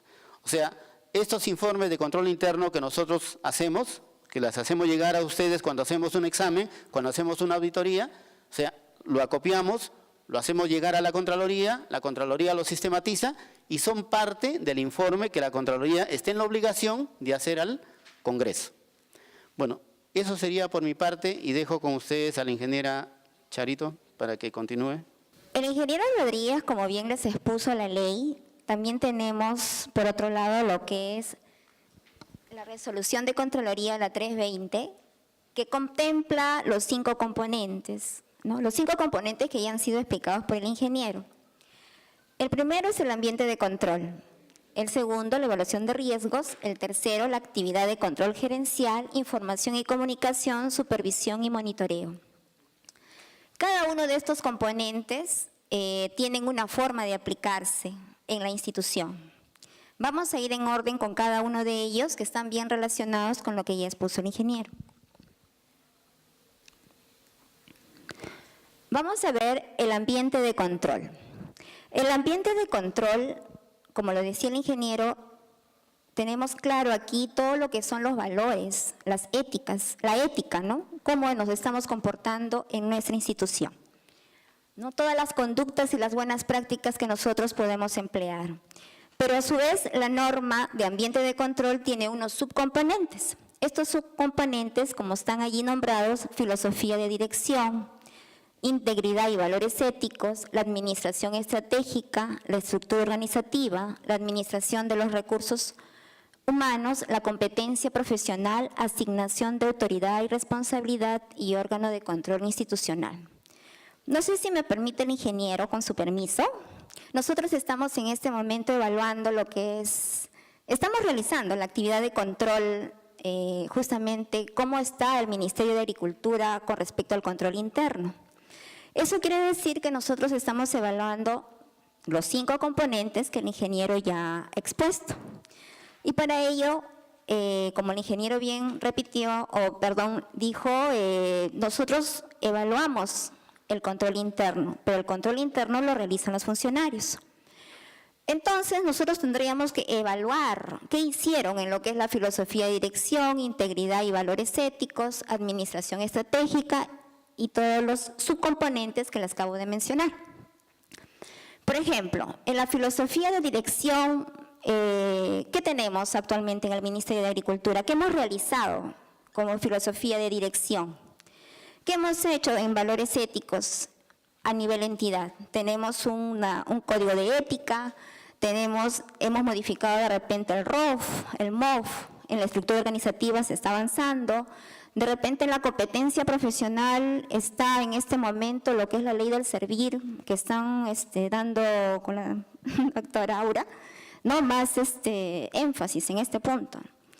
Las capacitaciones que se están dando. Luego, en asignación de autoridad y responsabilidad, que también se tiene con las funciones del ROF, nosotros o los jefes son los que tienen que dar las tareas a sus funcionarios, a sus empleados, y ellos reportarles qué es lo que están haciendo de las actividades que le ha encomendado su jefe. Y bueno, el órgano de control institucional, que es el que evalúa, como comentábamos al inicio, ¿no?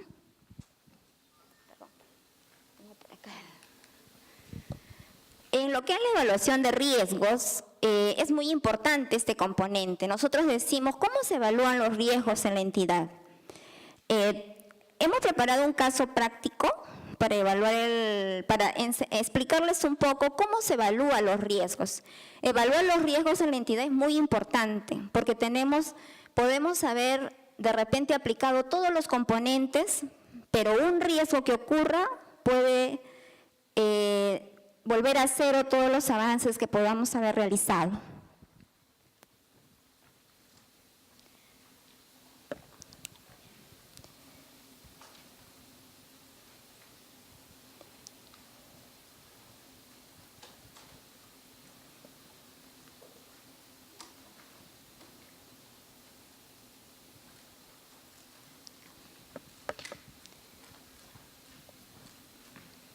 Este es un caso que se ha preparado solo para explicarles la metodología de evaluación de riesgos, con un caso real de acá del ministerio. Es un caso muy pequeño, pero que les va a explicar, y me gustaría que si no se entiende, me pregunten, porque es la forma como cada uno de ustedes van a poder realizar sus tareas, evaluando el riesgo que pueda suceder para que esto no sea bien realizado. Nosotros como entidad, primeramente tienen que tener un plan de gestión de riesgos. Un plan de gestión de riesgos, ¿qué implica? implica que tengamos aquí un grupo especializado, multidisciplinario, con conocimientos de riesgos. Este grupo va a preparar este plan de gestión de riesgos. Este plan de gestión de riesgos va a contener una metodología. Ustedes se dirán, ¿qué metodología? Ahora les voy a explicar. Este plan de riesgos o plan de gestión de riesgos va a contener roles y responsabilidades, va a contemplar un presupuesto para que este plan se cumpla, va a contar con una matriz de probabilidad e impacto, que también les voy a explicar, y establecer unos criterios para evaluar este riesgo. O sea, una vez que identifico los riesgos, ¿cómo voy a atacarlos? ¿Qué voy a hacer con estos riesgos que he encontrado? Bien, nosotros para identificar los riesgos tenemos varias metodologías. De repente, no sé si por ahí se escuchó la metodología de tormento de ideas, la metodología de Ichikawa, que es la espina de pescado, que es este ejemplo que vamos a ver. Y hay otras también con diagramación, para saber cómo encontrar los riesgos en la entidad. Le estoy hablando de la metodología. Por ejemplo, el diagrama de flujo de datos. En este caso les voy a explicar la forma de diagramación, que es la técnica de Ichikawa. ¿Cómo voy a identificar el riesgo? Por ejemplo, en esta cabecita que se ve acá, esto es como un pescadito. Esto de aquí me indica el problema que tengo en la entidad, el problema que tengo. Aquí el problema es una necesidad de contar con un sistema de información integrado para la toma de decisiones. Esto quiere decir, la alta dirección necesita una información urgente, lo solicita al respectivo funcionario y el funcionario de repente no tiene la información a la mano y empieza con sus trabajadores a preparar la información. Pueden pasar muchas horas preparando la información para alcanzar a la alta dirección. ¿Qué hacemos para que esto no ocurra? Previamente nosotros tenemos que hacer una evaluación de este riesgo. ¿Qué implicaría si no le alcanzo la información? ¿O cómo logro alcanzar esa información con mucha demanda de horas? Entonces, esto es un análisis, es una metodología, una de las tantas metodologías para que ustedes puedan encontrar los riesgos en la entidad. En este caso, como les decía, un problema es no contar con un sistema de información integrado para la toma de decisiones. Quiero información, precios al momento, no lo tengo. O tengo los datos en Excel, no tengo una base de datos estructurada, como una información que yo la pueda dar al momento, como un sistema inteligente que me permita tomar las decisiones al momento, que esté todo en línea, que los funcionarios ingresen su información y que este sistema esté en línea con la alta dirección y que ellos puedan tomar las decisiones al instante. Este sistema no existe. Entonces, por eso se ha tomado como ejemplo, como un riesgo, el no contar con un sistema de información integrado y al momento. Una vez que tenemos el problema, que es el de acá, empezamos a evaluar quiénes serían los causantes o qué sería lo que causa este problema. De repente los usuarios, de repente el personal técnico de la entidad, o de repente los procedimientos, o de repente la infraestructura tecnológica. Por ejemplo, los usuarios no conocen o tienen un desconocimiento de existencia de sistemas inteligentes para tomar decisiones en el momento.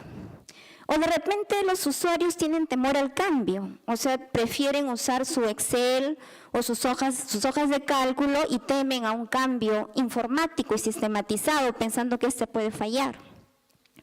El personal técnico, de repente el personal técnico no está motivado para poder proponer un cambio en la entidad. O de repente este personal técnico no está capacitado. O de repente no hay capacitación para este personal técnico en las últimas tecnologías que puedan darse para que este personal técnico pueda proponer un sistema integrado. Los procedimientos, políticas, normas técnicas peruanas. Estas normas técnicas peruanas se están dando en la entidad. Tenemos muchas normas técnicas que se están dando aquí en la entidad para desarrollo de sistemas, para seguridad de la información, y tenemos una que aún no se aplica, que es la norma técnica 27001, para lo que es un sistema de gestión de seguridad de la información. De repente, aquí nosotros presentes no conocemos estas normas técnicas que se están dando y que están siendo aplicadas. Cuando un funcionario solicita un sistema de información, la OTI tiene que usar esta norma técnica peruana, que es la 12207 para el desarrollo de un software. Pero de repente si lo conocen los funcionarios, dicen mucho se demora la OTI, me pide un sistema y me hace llenar varios formularios. Y me llena de formularios, me piden un cambio y tengo de llenar otro formulario. Y al final el sistema no sale. Entonces de repente hacer una difusión de estas normas, ¿en qué me va a ayudar? O de repente mejorarlas, como decía el ingeniero, control interno, mejorar estos procedimientos, implementar otras normativas que me permitan que conozcan mis usuarios para qué me sirven estas normas técnicas y por qué le pido tanta documentación, porque después el OSI me va a auditar y me va a decir, ¿quién te pidió este sistema? ¿Por qué lo has hecho así? Y yo tengo que demostrar al OSI cuando me audita que yo también apliqué mi control interno, que tengo procedimientos, que tengo formatos, que apliqué mi norma técnica peruana de desarrollo del ciclo de vida. Entonces, las normas técnicas peruanas puede ser una de las causas de que yo no pueda tener este sistema integrado, porque no hay conocimiento en la entidad de estas normas y de los avances que estas normas y el uso que yo le pueda dar para que me facilite un sistema integrado. Y la infraestructura tecnológica puede ser otra causa. Por ejemplo, ¿por qué puede ser una causa? Porque se dice que de repente la infraestructura tecnológica no es la adecuada. De repente mis servidores de información están muy recargados, de repente no tengo buenos equipos donde pueda el sistema de información ser más rápido, o de repente las bases de datos, o no tengo licencias de los software que estoy manejando. Entonces la infraestructura tecnológica sería una causa de que yo no pueda lograr un sistema integrado de información. En resumen, esto que está aquí es una forma de analizar el riesgo en la entidad. Esto quiere decir que cada oficina, como bien dijo el ingeniero, políticas agrarias, infraestructura hidráulica, analicen sus mismos funcionarios, sus mismos especialistas, cuáles son los problemas que tienen. Tienen que analizar ellos mismos para que puedan evaluar los riesgos cada uno de su área respectiva. Entonces es la única forma de implantar los controles, porque entonces cuando se audita no existen controles. ¿Por qué? Porque no se reúnen para discutir los problemas internos que tienen cada uno. Como bien dice, cada área tiene sus funciones, sus especialistas, ¿no?, que han sido contratados para desarrollar su propio trabajo. Esta metodología, como les comentaba, espina de pescado o Ichikawa, es una de las metodologías que se le podría recomendar y que está en alguna de las normas, la 458 de Contraloría, que recomienda aplicarla para que puedan ustedes identificar sus riesgos. Es una de ellas porque también hay otras como el diagrama de flujo de datos, que también me permite identificar cómo estoy trabajando y cuáles son mis problemas. Bien, entonces, recomendación puede ser uno de los métodos para que ustedes puedan identificar los problemas que tienen cada uno en sus diferentes direcciones. Luego que yo ya identifiqué el riesgo, en este caso el problema, ¿qué tengo aquí? El proceso. El proceso en este caso anterior, este problema que está aquí, ¿a quién se refiere? ¿Quién lo está evaluando? La OTI, ¿no es cierto? Entonces, el proceso en el cual está inmerso el desarrollo de este sistema inteligente es en el proceso de gestión de desarrollo. Es un proceso de gestión de desarrollo porque ellos están gestionando el desarrollo de sistemas de información. ¿Cuál es el objetivo de este proceso? Justamente es proponer soluciones de desarrollo de sistemas de información. Y si yo tengo este riesgo, que no cuento con un sistema de información integrado para la toma de decisiones, no estoy cumpliendo con mi objetivo. Entonces, si no estoy cumpliendo con mi objetivo, es un riesgo. Todo lo que haga que yo no cumpla con mi objetivo es un riesgo en la entidad. Por lo tanto, así como este ejemplo, hay muchos riesgos en la entidad que tendrían que ser identificados. Luego, este riesgo es interno o externo, es otra evaluación que los especialistas tendrían que realizar. Como es un sistema para la toma de decisiones, sería interno. Luego, voy a identificar el riesgo. La identificación de los riesgos son las causas, ¿no? En este caso, los usuarios. Como les decía al inicio, los cajoncitos que estaban en la parte superior, usuarios de repente con temor al cambio porque no conocen las nuevas tecnologías, ¿no? O de repente no quieren pues participar en todo lo que es la modernización, la ley de modernización del Estado, donde también nos habla de un gobierno electrónico. O de repente el personal técnico, como les comentaba, o sea, ese Ichikawa o esa espina de pescado les ayuda aquí a bajar de ese cuadrito anterior todas las causas que implican, que van a hacer que que esto suceda, ¿no? Que es que no tenemos el sistema de información integrado. Las causas continúan acá, son todas las del cuadrito de Ichikawa, del diagrama de pescado que les mostré. Tengo que bajar en este cuadro de identificación de riesgos. He vuelto a repetir aquí las causas que les mencioné al inicio. Y luego yo voy a valorar el riesgo.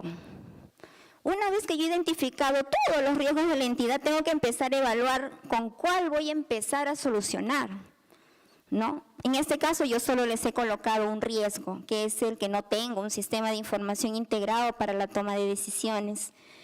Pero esta valoración, esta escala que ustedes ven aquí y esta calificación del riesgo lo hace la propia entidad. Ellos valoran esto. Puede ser la probabilidad alto, medio, bajo o el impacto alto, medio, bajo. Y la calificación, si es un riesgo muy importante, bueno, eso lo tengo que tomar en cuenta porque está en rojito. Si es moderado, amarillo, y si es tolerable en esta escala de 1 a 2, es aceptable.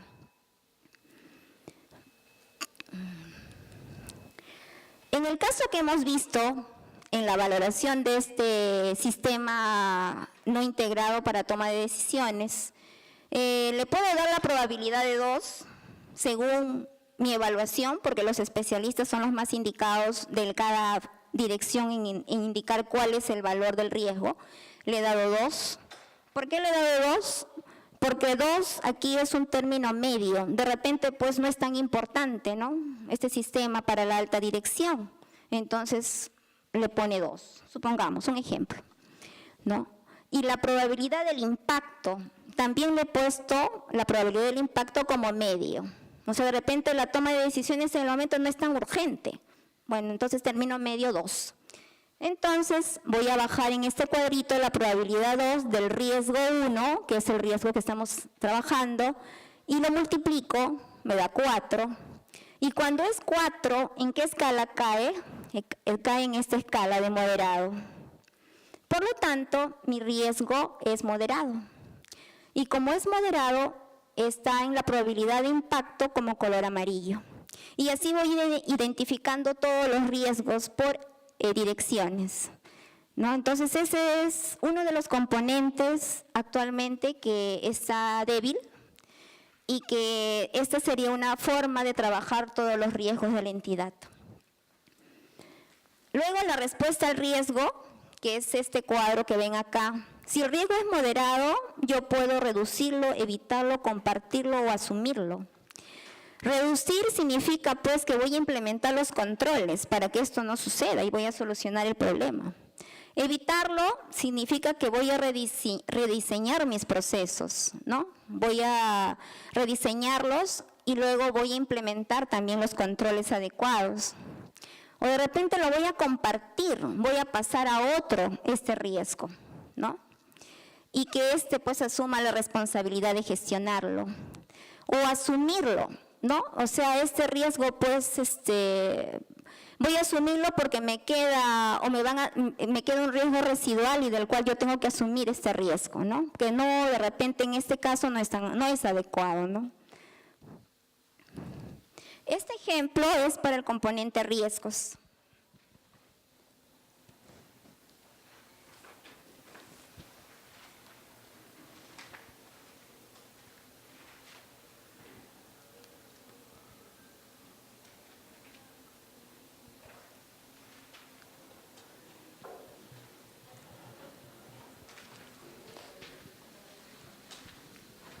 Bien, lo que les he expuesto sobre el riesgo con el caso práctico, esta vez entablando lo que es el Ichikawa, esta es la parte teórica, que pensábamos que si se expone como parte teórica, el evento es el problema que les mencioné, de repente no se iba a entender. Con el caso práctico, pensamos que es más entendible, entonces voy a pasar estas láminas.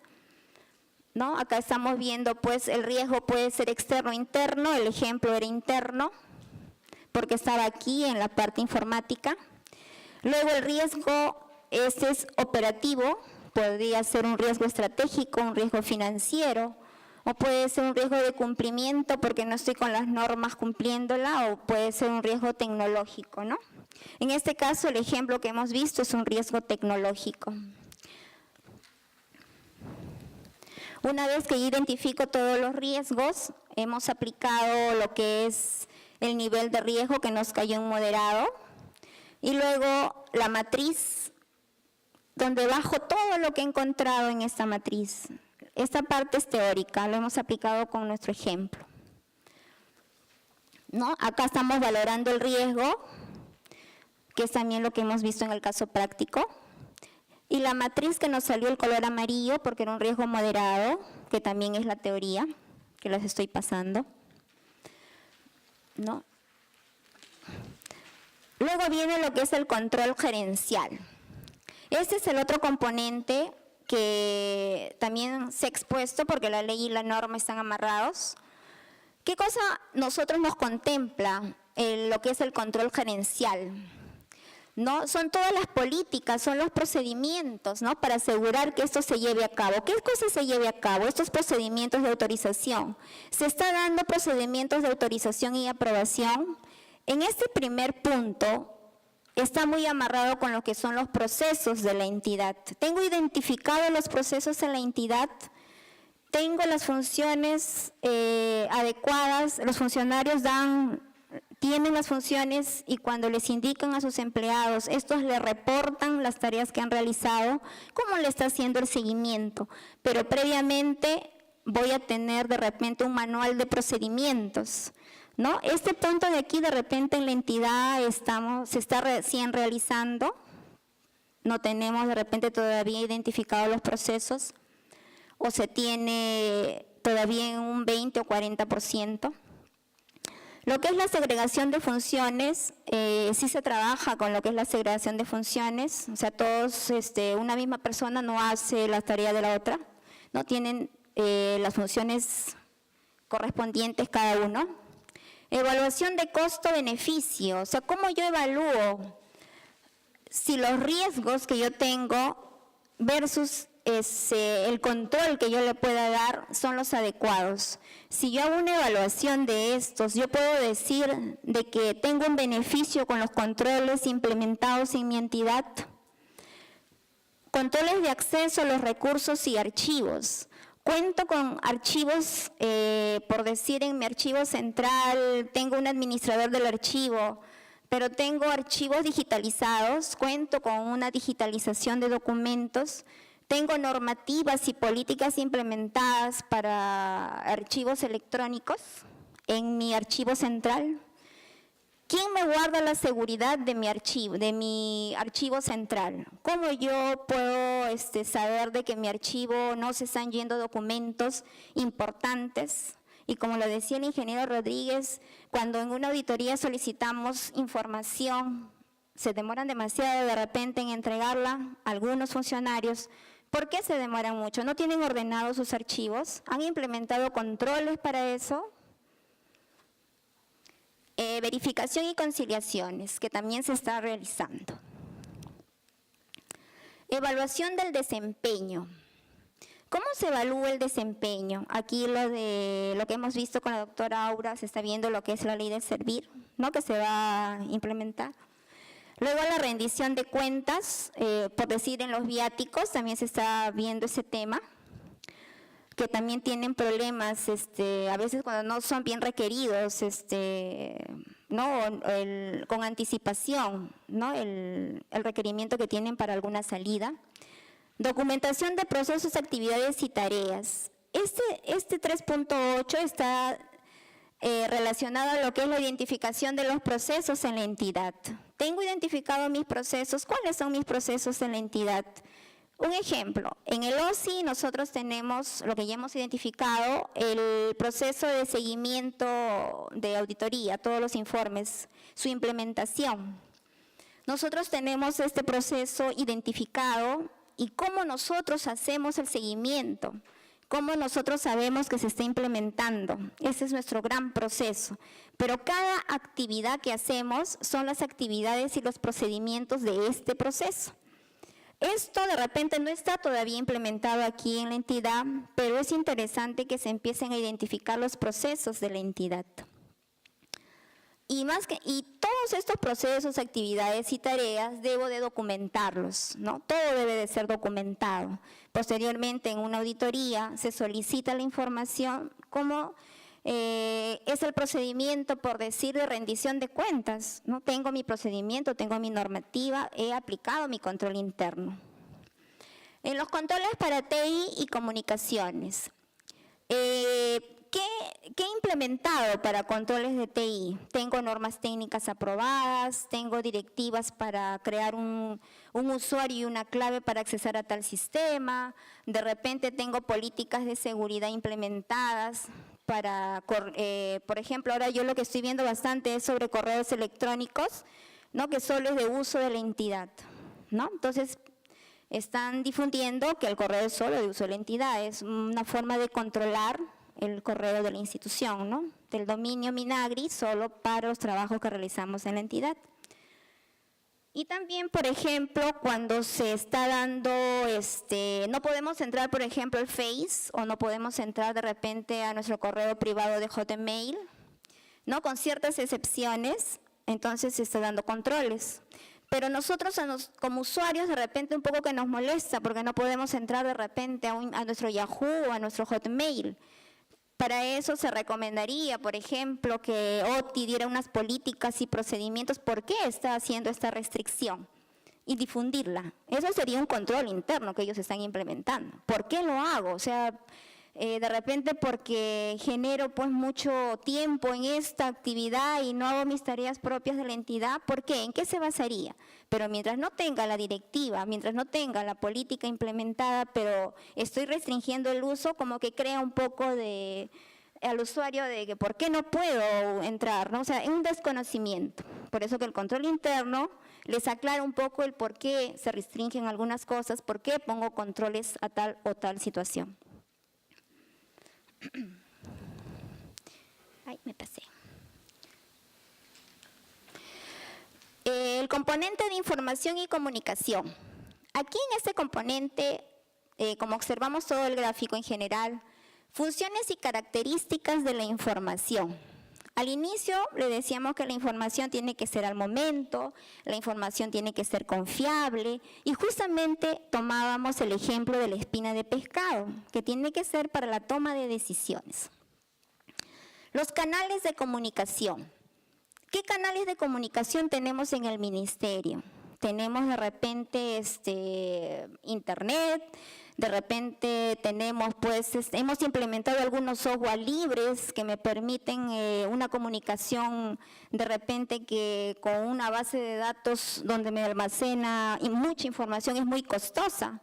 Entonces, de repente, este software libre me permite implementar una gran cantidad de información en mi base de datos a menos costo.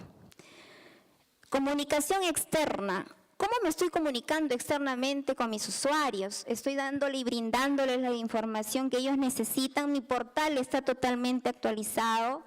¿Se cae el portal frecuentemente o no se cae el portal? De repente estoy utilizando un software libre para mi portal y los mismos señores de sistemas pueden actualizarlo y hacer que la comunicación sea más fluida con respecto al portal. ¿No? ¿Cómo está haciendo mi comunicación externa? Cada uno de los que se menciona acá necesitan un control, pero ¿quiénes son los llamados a implementar estos controles? Los mismos funcionarios, los mismos especialistas, analizando cada uno de estos. La comunicación externa, ¿es adecuada en el ministerio? ¿Estoy consciente que es así? Si es así, no necesitaría controles, pero si no lo es, empiezo a emplear mis directivas, mis políticas, para poder implementar mis controles internos y poder cumplir con este gran componente de información y comunicación. La comunicación interna, ¿cómo es la comunicación interna?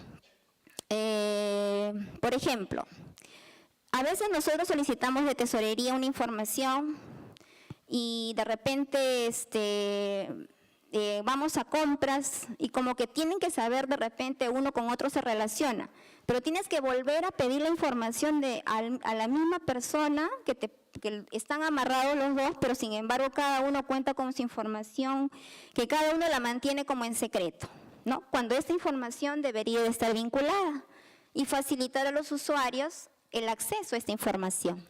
¿Cómo es nuestra comunicación interna? ¿Cómo es nuestro archivo institucional? ¿Este archivo institucional está adecuado en el ambiente? Estoy pensando en digitalizar mis documentos, he creado políticas para asegurar mi archivo, estoy viendo los riesgos de tener tanta información y que de repente ya no alcancen el archivo. ¿Qué estoy pensando hacer? ¿Cómo estoy tratando de mejorar mi archivo institucional? Ingresan muchas personas al archivo institucional, tengo una forma de restringir el pase al archivo. ¿Cómo sabemos si la información que enviamos se permanece allí en buen estado? ¿Qué controles estoy implementando para ello? Lo que es archivo. Flexibilidad al cambio. Todos los empleados, todos los funcionarios, estamos llanos al cambio. Si me dicen de repente, salió una versión nueva de tal o cual programa, me lanzo a practicarlo, tenemos a veces temor al cambio. Eso es normal, pero somos flexibles al cambio para una mejora, pero para ello los controles me van a impedir que suceda algo negativo. Por eso les vuelvo a repetir que los controles que puedo implementar son muy importantes. Los sistemas de información. Los sistemas de información actuales que existen en el Ministerio de Agricultura, porque estamos aquí exponiendo el tema, son todos los sistemas conectados unos a otros, las bases de datos están integradas. Ahora que ha cambiado el ROF, de repente las funciones, por decir, la generación del precio de un producto es X, el de una oficina es el mismo precio del otro producto de la oficina X, o es que una oficina le solicitó el precio a la otra oficina para también tener la información. Entonces ahí como que las funciones se cruzan un poco, si fuera el caso. Los sistemas de información me van a ayudar a que la información sea confiable, que sea íntegra. Si es que un funcionario o una oficina o dirección X maneja la información A, es la que se tiene que preocupar por mantenerla actualizada, por mantenerla al momento, ¿no? Y poder difundirla a través de sistemas de repente mecanizados o de repente on reportes, o sea, porque un sistema de información no necesariamente es un sistema informático, también podría ser un sistema de información, por ejemplo los periódicos, ¿no? La televisión también son sistemas de información. Entonces aquí como que abarca todo lo que se refiere a sistemas de información, tanto sistematizados como no sistematizados. ¿Y cómo es la calidad de la información? ¿Esta es suficiente? ¿Esta información es de calidad? ¿Se van nuestros usuarios contentos de la información que nosotros le damos? ¿Puedo entrar al portal y sacar una información en Excel y puedo yo llevármela como usuario y trabajarla? ¿Cómo encuentro la información para mi usuario? ¿Quién es mi usuario? Son las personas que están fuera y que necesitan de la información, pero ¿cómo yo le ofrezco la información? Como para que ellos puedan irse satisfechos. ¿Qué controles estoy empleando para saber que mi usuario está satisfecho con la información que el Ministerio de Agricultura y Riego está otorgando? ¿Qué controles estoy empleando? Existen de repente personas por ahí que sondean cómo va el portal, cuáles son las visitas, cuántos visitantes tenemos, cómo estoy llegando a los usuarios. ¿Tengo controles para ello? ¿No? Esto es en la calidad, suficiencia de la información. Información y responsabilidad. Toda la información que ofrezca, debo de estar seguro de que es la información correcta. No puedo inventar datos por informar. Tengo que tener la información correcta. ¿Y qué controles estoy empleando para saber que esta información es la correcta? Y lo que es la norma de supervisión, que también lo expuso el ingeniero, que está amarrado con lo que es la ley. Normas básicas para prevención, para seguimiento y para el compromiso de mejoramiento, ¿no? Estas ya fueron explicadas sobre los informes y las recomendaciones. Esto es como un resumen, ya sé que es la hora. Este es como un resumen. ¿Cuál es el resumen en general? Y que les agradecería solo un minuto, que de repente ya se quieren retirar. Aquí están nuestro entorno de trabajo. Aquí tenemos los riesgos, aquí tenemos lo que es el ambiente de control, las actividades de control gerencial y seguimiento y monitoreo. Y en el centro tenemos el compromiso de mejoramiento de la alta dirección, amarrado con todo lo que es la información y la comunicación. Significa que si todo esto funciona organizadamente, con políticas y con controles, va a funcionar todo muy bien en nuestra organización. Y van a disminuir, como dice el ingeniero, las recomendaciones del OSI, porque vamos a encontrar todo bien. En la planificación, bueno, lo que nosotros de repente decimos, ¿y ahora qué hacemos pues para implementar los controles?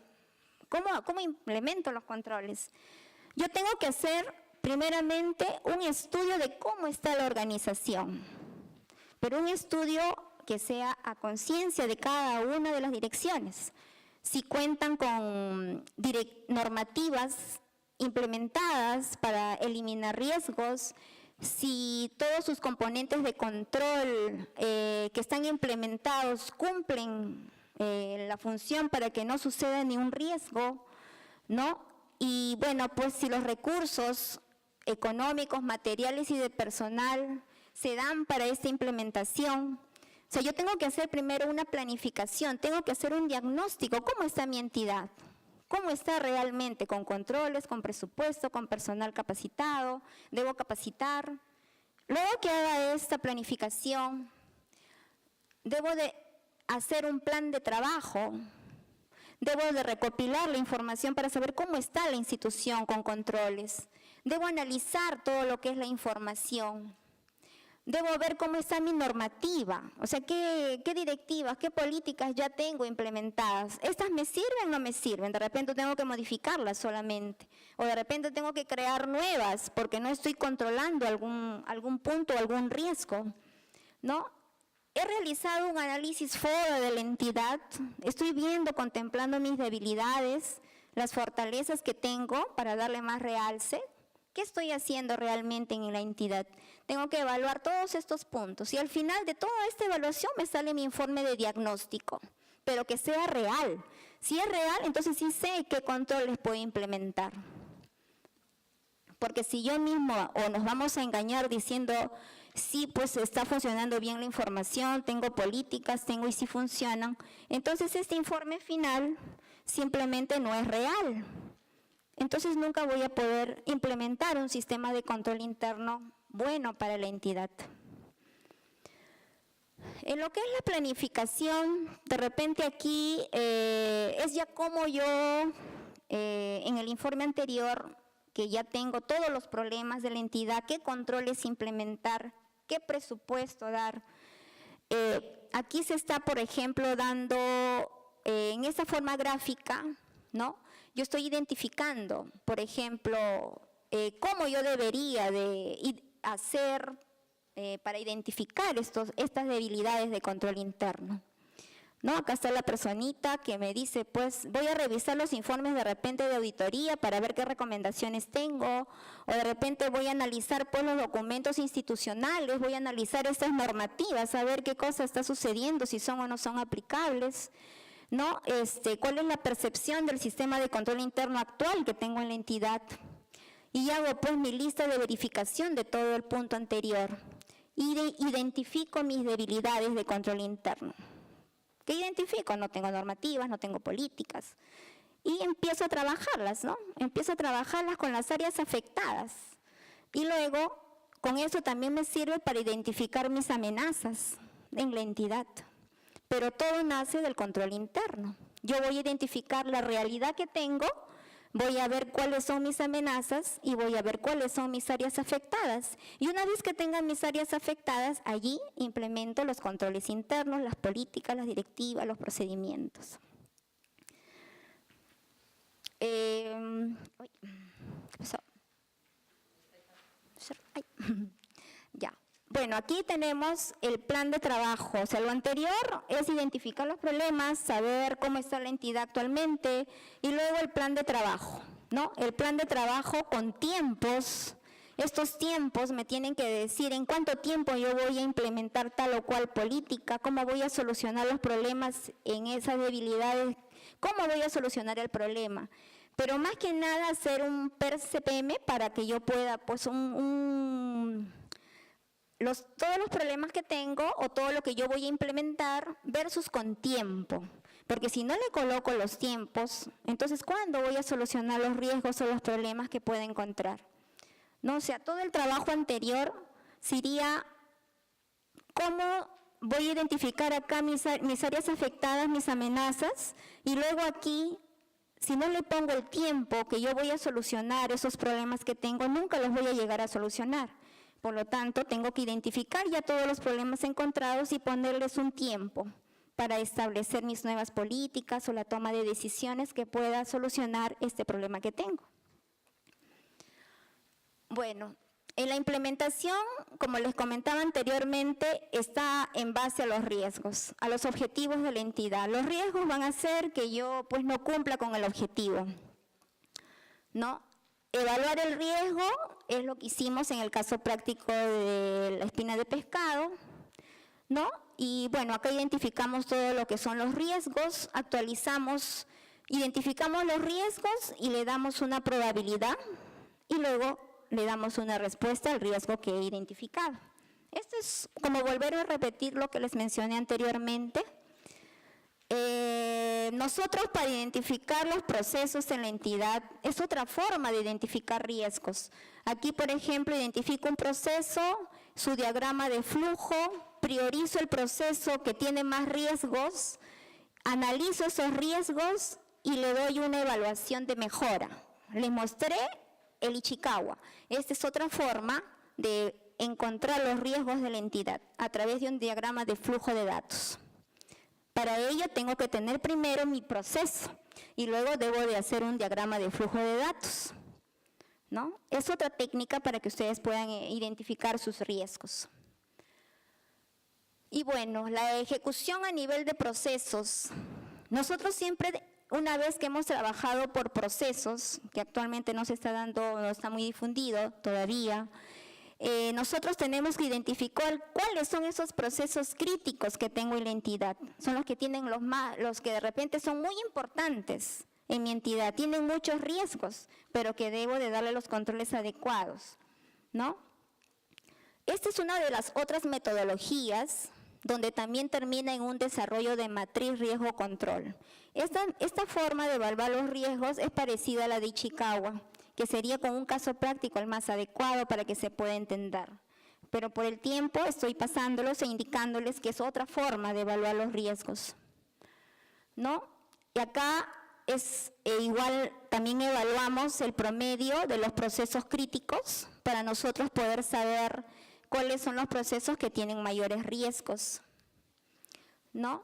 El cuadro que les mostré, también con el caso práctico, pero con este caso de diagrama de flujo de datos, por procesos también se puede encontrar los riesgos de la entidad y también darle una valoración, ¿no? si este es un proceso que aporta al cumplimiento del objetivo, si este es un proceso que de repente no cumple con el objetivo estratégico, ¿no? O es de menor importancia o no aporta con el objetivo finalmente con un valor cero, ¿no? Y la fase de evaluación, o sea, ¿cómo ya yo internamente como entidad evalúo? ¿Cómo está mi control interno? He dado las directivas adecuadas, me hago como un autocontrol y empiezo a evaluar, ¿no? En concordancia con todo lo que yo ya tengo, voy evaluando internamente. El funcionario implementa el sistema de control interno. Y se da pues este circuito que lo tienen en sus láminas, es una forma de que cómo ustedes puedan evaluar cómo va el sistema de control interno. Bien. Y bueno, eso sería todo. Entonces, en conclusión, el sistema de control interno lo hacen los funcionarios y nosotros como OSI evaluamos el control interno. Gracias. No se vaya, no se vaya. Muchas gracias a los representantes de la OSI, del Ministerio. Gracias a ustedes también. Yo creo que ellos nos han dicho el qué y el cómo para lograr el control interno justamente en la institución. Tengo el encargo de la Secretaría General de hacer un reconocimiento al ingeniero Jaime Aníbal Rodríguez a nombre de la institución por esta conferencia tan brillante que nos ha brindado. Ingeniero, muchísimas gracias. Gracias. Para la ingeniera Lina Villalobos también, muchas gracias a ustedes por acompañarnos. Para los que tengan alguna inquietud, alguna pregunta, pueden hacerla por escrito, entregarla a la salida, que nosotros nos vamos a hacer el control interno de que cumplan con las respuestas. Así es que muchas gracias a todos, muy amables.